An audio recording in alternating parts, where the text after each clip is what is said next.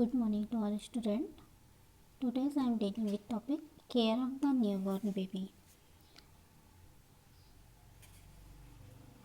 Introductions and definitions है ना। तो care of newborn baby means क्या होता है। जो न्यूबॉर्न बेबी होते हैं उन्हें जब एट बर्थ होता है, मतलब जैसे ही बेबी डिलीवर्ड होता है तब से लेकर 28 डेज तक हम क्या करते हैं, बेबी का केयर करते हैं, जिसे बोला जाता है केयर ऑफ न्यूबॉर्न। उसे न्यूबॉर्न कहा जाता है या तो फिर बोला जाए तो इन्फेंट कहा जाता है। और जो एट बर्थ से लेकर 28 डेज तक का जो टाइम पीरियड होता है या जो ड्यूरेशंस होता है उसे न्यूनेटल पीरियड्स कहा जाता है। ठीक है।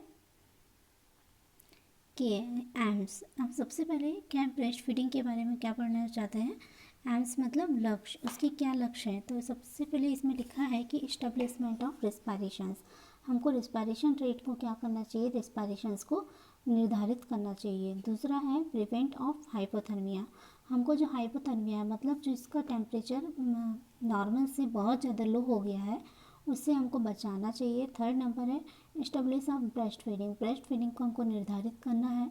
आइडेंटिफाई द कंजेनाइटल मालफॉर्मेशंस, मीन्स जो हमारी जन्मजात विकृतियाँ होती हैं उनको हमको पहचानना चाहिए। Prevent of infection, prevention of infections means हमारे बेबी में यदि किसी प्रकार का संक्रमण हो रहा है तो उससे हमको बचाव करना है। Identification of at risk neonate, means जो न्यूनेट में मतलब जो बेबी है उसमें किसी प्रकार के रिस्क फैक्टर जोखिम कारक तो नहीं है, उसको हमको क्या करना है, पहचानना चाहिए।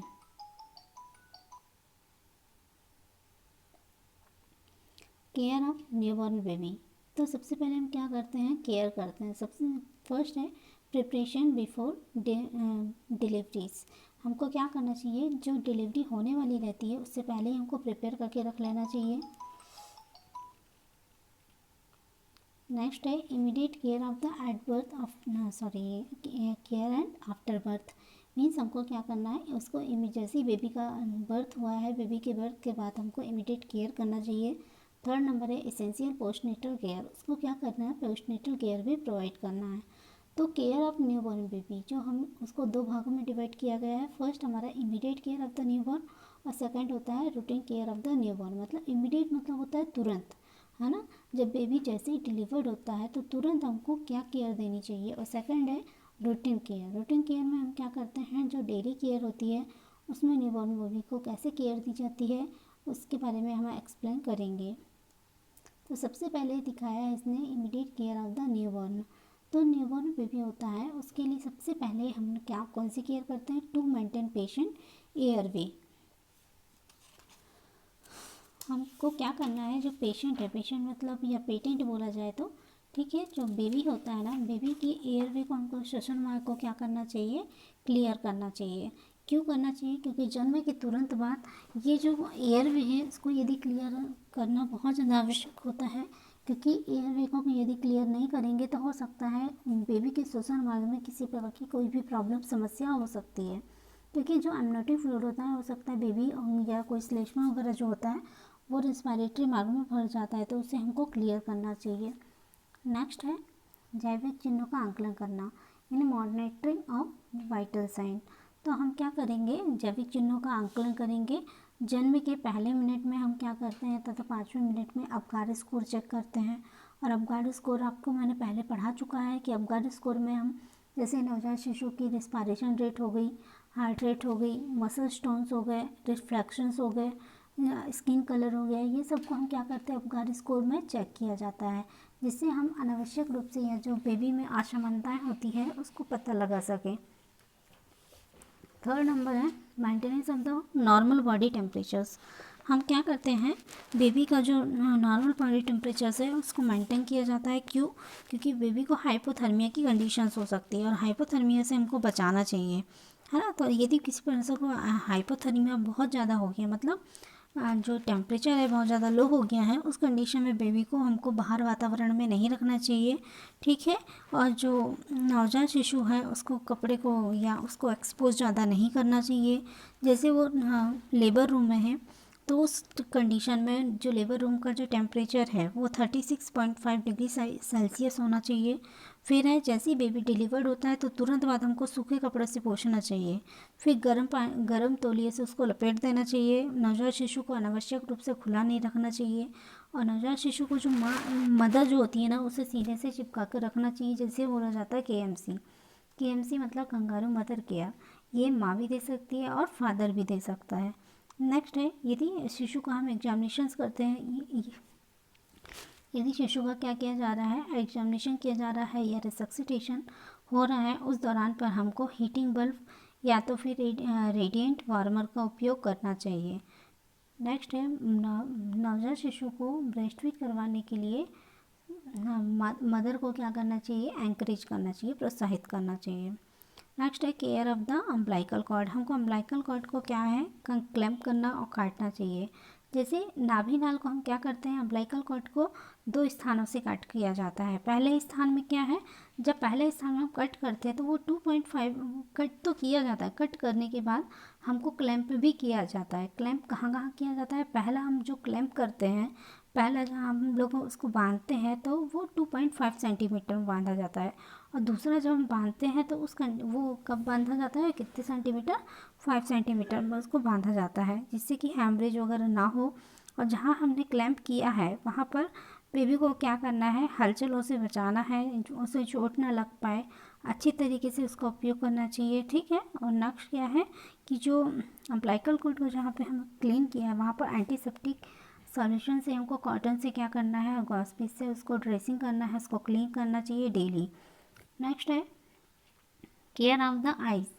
हमको क्या करना है, नवजात शिशु की जैसे ही नवजात शिशु जन्म लिया है उसके तुरंत बाद नवजात शिशु का आँखों का हमको क्लीन करना चाहिए, सफाई करना चाहिए नॉर्मल सलाइन से। नॉर्मल सलाइन से हम क्या करते हैं, विसंक्रमित जो रुई होती है उससे पूरे आइज़ को हमको क्लीन करना है। कैसे किया जाता है, जैसे inner canthus to outer canthus उसको साफ़ करना चाहिए। प्रत्येक आँख को प्रत्येक रुई के साथ क्लीन करना चाहिए।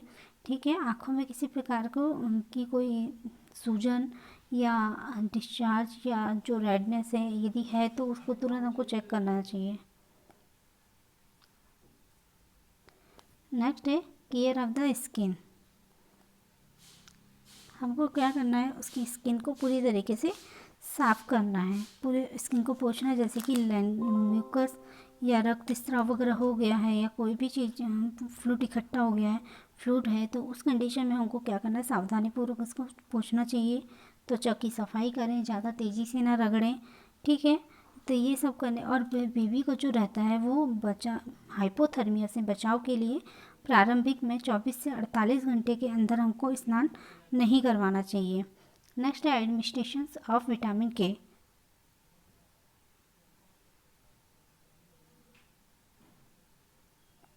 हमको विटामिन के को क्या करना है, एडमिनिस्ट्रेशन नहीं करना चाहिए, विटामिन के देना चाहिए। क्यों देना चाहिए, क्योंकि नवजात शिशु का जो यकृत है, लीवर होता है, वो पूर्ण रूप से विकसित नहीं होने के कारण क्या होता है, हमको रक्तस्राव की संभावना हो सकती है। तो उससे बचने के लिए 1 mg विटामिन के IM मार्ग में दिया जाता है। नेक्स्ट है केयर ऑफ जेनाइटलिया। हमको जेनाइटल एरियाज़ को पूरा क्लीन करना चाहिए। जो मेल बेबी होते हैं, फीमेल बेबी होते हैं, उसकी पूरे इंटरनल ऑर्गन्स को हमको पूरा क्लीन करना चाहिए, सफाई करना चाहिए। नेक्स्ट है placing of the identification tag. हमको क्या करना है, जिस भी स्थान पे हमने कलाई पर आइडेंटिफिकेशन टैग बांधा हुआ है, जिसमें जैसे कि उस टैग में माँ का नाम, पिता का नाम, रजिस्ट्रेशन नंबर, जन्म का समय, दिनांक और जेंडर, सब कुछ उसमें लिखा हुआ रहता है। तो उस निशान को हमको हमेशा अच्छे से उसको प्लेस करना चाहिए, अच्छी जगह में बांधना चाहिए। नेक्स्ट है कि प्रिवेंशन ऑफ इन्फेक्शंस। हमको पता है कि इन्फेक्शन क्यों होता है, इम्यून पावर की कमी के कारण। यदि इम्यून पावर हमारा अच्छे पूर्ण रूप से विकसित नहीं होने के कारण क्या होता है, संक्रमण की संभावना अत्यधिक होती है। तो उससे बचने के लिए हम क्या करते हैं, असेप्टिक टेक्निक का यूज़ करते हैं, जिससे कि हम कम्युनिकेबल डिसीज़ या बीमारी से उसको, नवजात शिशु को बचाया जा सके, दूर रखा जा सके, उसको आइसोलेट करके रखना चाहिए। मैंने आपको अभी डायग्राम इमीडिएट केयर में बताया, जैसे कि फर्स्ट हमारा डायग्राम दिख रहा है स्किन केयर, सेकंड है eye care, ear care, umbilical cord care और नोज केयर। नेक्स्ट है routine care of the newborn. तो सबसे पहले रूमिंग इन। रूमिंग इन का मतलब क्या होता है, प्रसव के पश्चात अस्पताल के उसी कमरे में उसको रखना चाहिए जहाँ पर उसकी माँ है, वही क्या कहलाता है, रूमिंग इन कहलाता है। उस समय हमको रूमिंग इन में ब्रेस्ट फीड करने के लिए उसको जल्दी से बोलना चाहिए, हर आधा घंटे के अंदर भी एट बर्थ के बाद उसे ब्रेस्ट फीड के लिए मदर को इंकरेज करना चाहिए। फिर माँ और बेबी के दोनों के बीच में बाउंडेशन अच्छे से बना के रखना चाहिए। जब माँ और बेबी दोनों के बीच में बाउंडेशन बनेगा तो माँ की एंजाइटीज़ कम होगी। सेकंड है ब्रेस्ट फीडिंग के लिए उसको एंकरेज करना है, उसको अच्छे से पोषण आहार देना है। फिर ठीक है, जो नॉर्मल डिलीवरी हो रही है उसके जन्म के आधा घंटे के अंदर पे हमको ब्रेस्ट फीडिंग के लिए बोलना है। और यदि सिजेरियन सेक्शन हुआ है, ऑपरेशन हुआ है, तो उस दौरान पे 2 से 4 घंटे के अंदर हमें माँ को ब्रेस्ट फीड करने के लिए उसको बोलना चाहिए। और जो माँ का पहला फीडिंग होता है, मिल्क होता है जिसे हम बोलते हैं कोलेस्ट्रॉम, उसे बेबी को देना चाहिए, सबसे पहले उसको फीड करवाना चाहिए। क्योंकि कोलेस्ट्रॉम जो होता है वो हमारी रोग प्रतिरोधक क्षमता को क्या करता है, और भी ज़्यादा बढ़ाता है। तो इसीलिए उसको इंक्रीज़ करना चाहिए। ब्रेस्ट फीडिंग के बारे में अच्छी तरीके से बताना चाहिए, किस टाइम पर कैसे टेक्निक से, किस तकनीकी के द्वारा दिया जाता है, सब उसको जानकारी प्रदान करनी चाहिए। नेक्स्ट है बात है केयर स्किन। हमने अभी बताया कि जन्म के तुरंत बाद हमको बच्चे को नहलाना नहीं चाहिए, 24 से 48 घंटे तक ही के बाद ही हमको क्या है, उसको नहलाना चाहिए।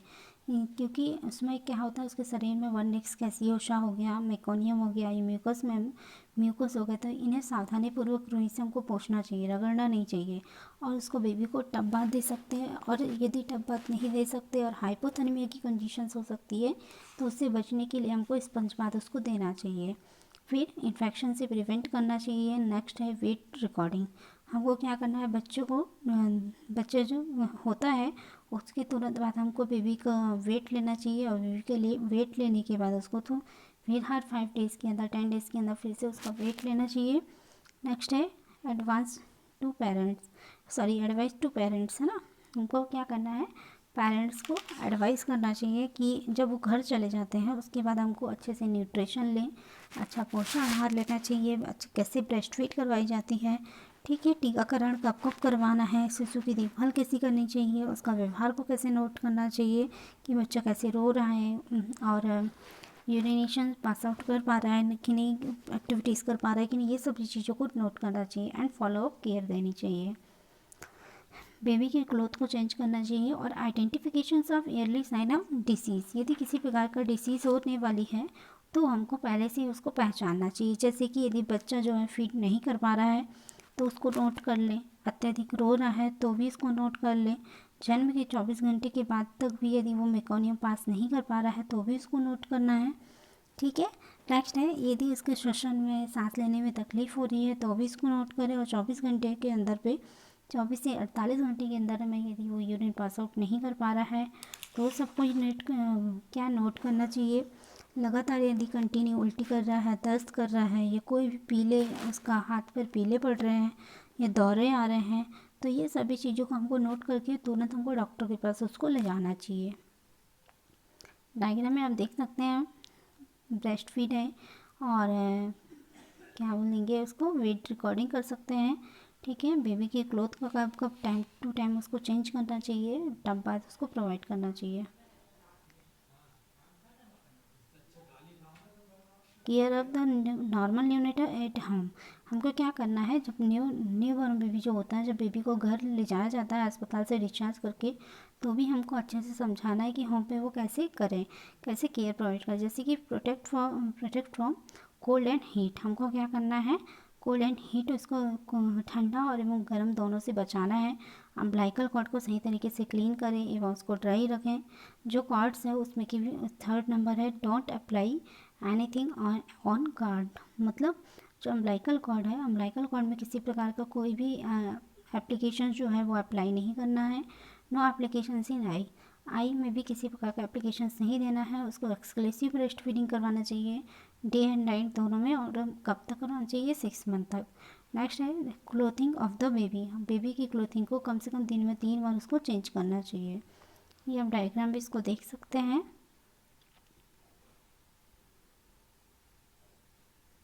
नेक्स्ट है डेंजर साइन, जैसे लिथार्जी, हाइपोथर्मिया, टेम्परेचर्स का बहुत कम हो जाना, रेस्पिरेटरी डिस्ट्रेस हो सकता है, साइनोसिस की कंडीशन आ सकती है, fluid condition of the skin, conversion, दौरे पड़ सकते हैं, ब्लीडिंग्स हो सकती है, येलो पाल्म एंड सोल, जो पाल्म मतलब हथेली होती है एंड सोल मतलब जो पैर के सोल होते हैं वो भी येलो हो सकते हैं, वॉमिटिंग, एक्सेसिव यदि वेट लॉस हो सकता है, डायरिया। ये सब डेंजरस साइन को यदि दिख रहे हैं तो इमिडिएटली हमको डॉक्टर्स या नर्स को दिखाना